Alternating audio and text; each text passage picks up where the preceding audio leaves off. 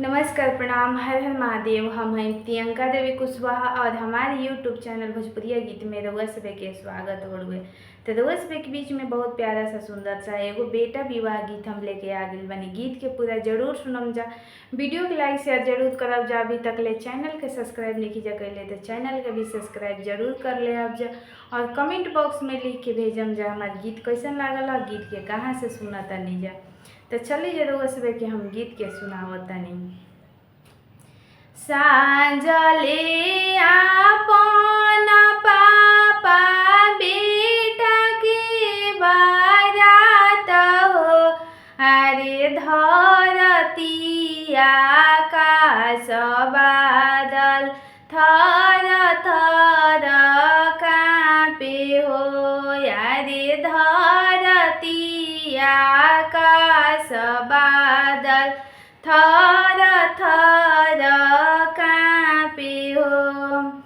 साजले आपन चाचा बेटा की बारात हो, अरे धरती आकाश बादल थर थर काँपे हो, अरे धरती आकाश बादल थर थर काँपे हो।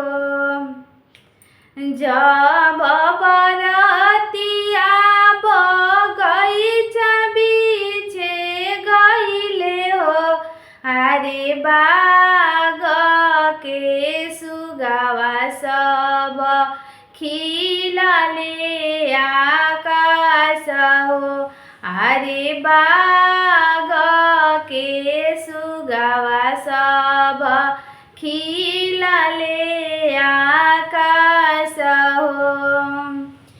जब बरतिया तलैया बीचे गइले हो, अरे तलौआ के मछड़िया सब खिलली पाताल हो, अरे तलौआ के मछड़िया सब खिलली पाताल हो।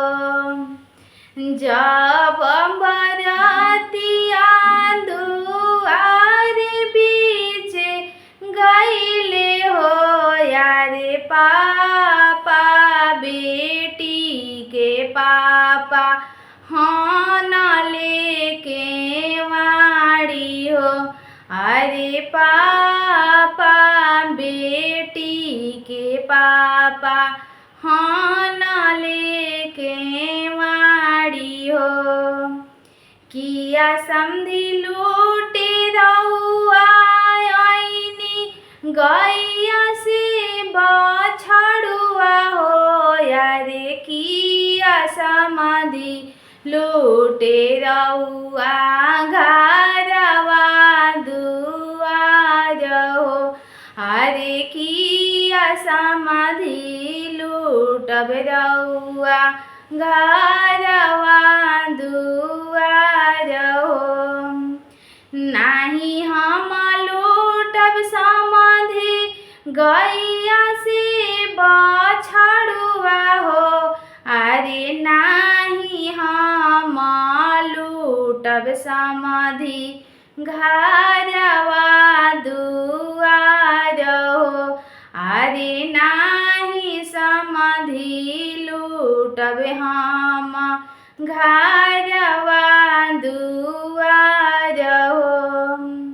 मड़वा में लूटब समधी आपन समधी न हो, यारे कोहबर में लूटब समधी धियावा तोहार हो, हरि कोहबर में लूटब समधी धियावा तोहार हो,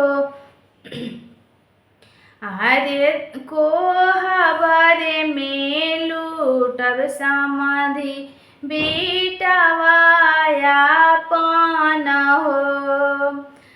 अरे जानी देखाया हो समाधि नैन जुड़ा छावा हो अरे तोहरा ही धियावा समाधि लूटे आईनी आज हो अरे तोहरो ही धियावा समाधि लूटे आईनी आज हो साजलाने आपन भैया भाई की बारात हो यारी धरतिया का बादल थर थर काँपे हो हरि धरतिया आकाश बादल थर थर